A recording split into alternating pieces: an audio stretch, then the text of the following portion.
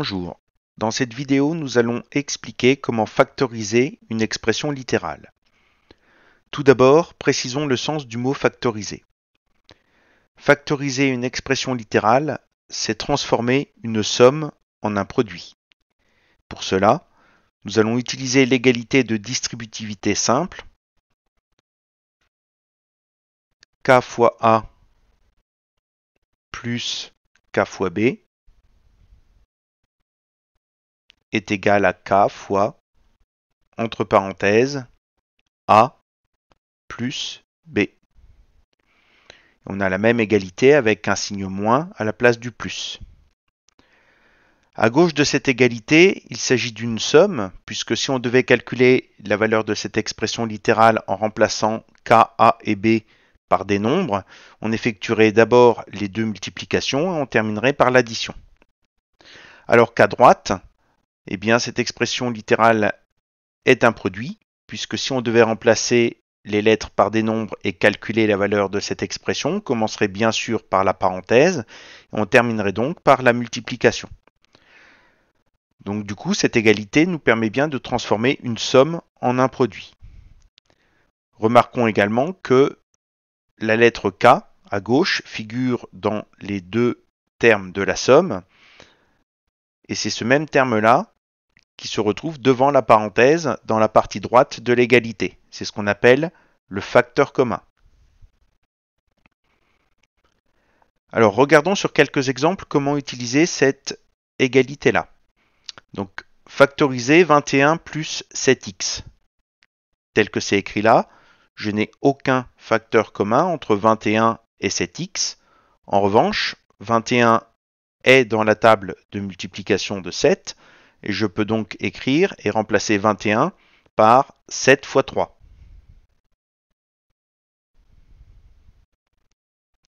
« 7x, c'est la même chose que 7 fois x. Et donc, du coup, si je réécris l'égalité de distributivité juste au-dessus, j'ai bien une expression de la forme K fois A plus K fois B.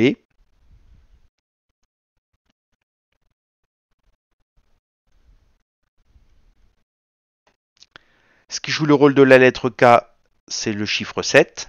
Ce qui joue le rôle de A, c'est 3. Et ce qui joue le rôle de B, c'est X.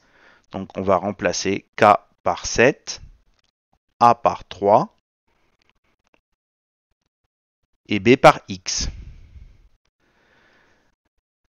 L'expression qui était donnée au départ, 21 plus 7x, c'est une somme, alors que l'expression obtenue à l'arrivée est un produit, puisque la dernière opération effectuée serait la multiplication qui est sous-entendue entre le 7 et la parenthèse. On a donc transformé une somme en produit, donc on a bien factorisé.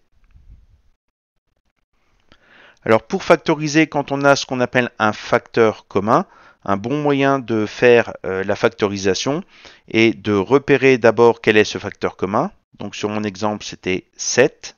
On le souligne, on le recopie, on ouvre une parenthèse et on recopie ce qui n'a pas été souligné, c'est-à-dire 3 pour le premier terme, plus, et x pour le second terme.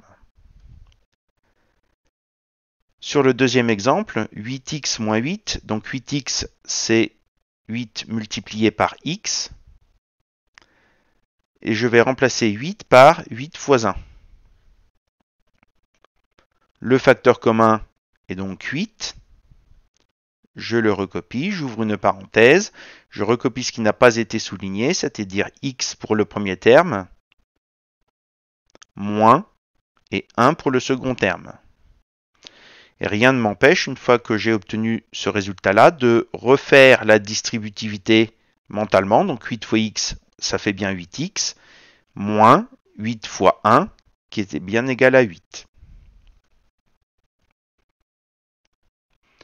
Sur le troisième exemple, j'ai donc deux termes. Et le facteur commun à ces deux termes, c'est toute la parenthèse 2x plus 1. Donc je souligne. Je recopie le facteur commun, donc 2x plus 1. J'ouvre une parenthèse et je recopie ce qui n'a pas été souligné, c'est-à-dire 3 pour le premier terme, plus, et x pour le second terme. Et là, j'ai bien un produit, le produit des deux parenthèses, donc j'ai bien transformé une somme en produit, donc on a factorisé. Regardons maintenant deux derniers exemples qui sont un petit peu plus longs.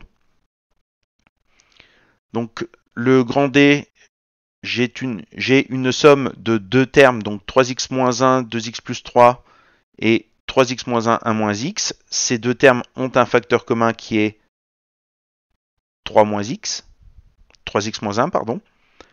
Donc je recopie ce facteur commun, donc 3x moins 1.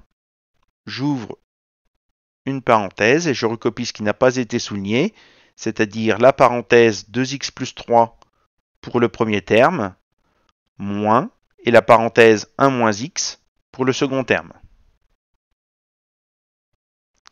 Il reste maintenant à simplifier le contenu de la deuxième grande parenthèse. Donc j'ai toujours 3x moins 1 au début.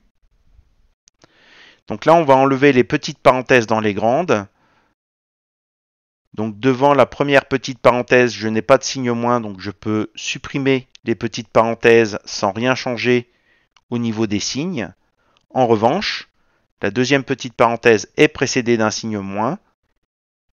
Donc je peux supprimer les petites parenthèses à condition de changer les signes situés à l'intérieur de celle-ci, donc les plus en moins et les moins en plus. J'aurai donc moins 1 plus x.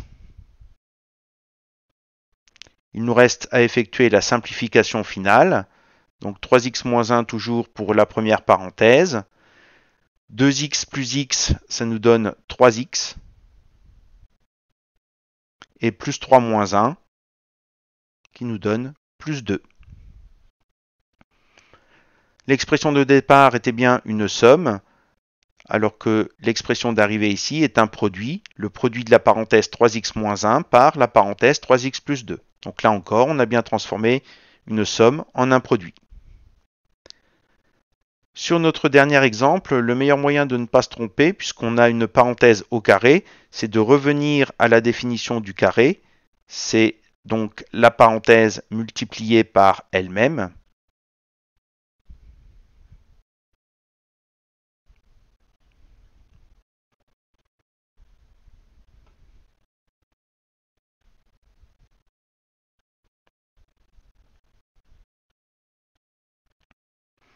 Le facteur commun est la parenthèse 2x plus 1. Alors comme elle figure deux fois sur le premier terme, on ne le souligne qu'une seule des deux parenthèses.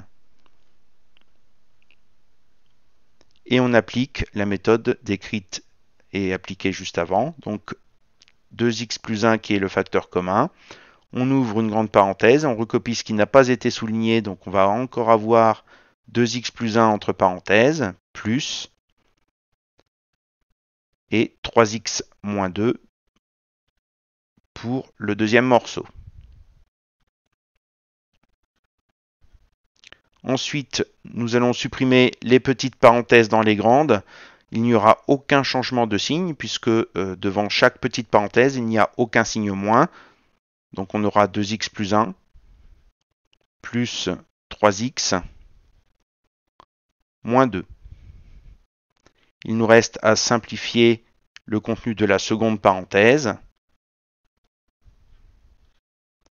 Donc 2x plus 3x, c'est égal à 5x. Et plus 1 moins 2, qui est égal à moins 1.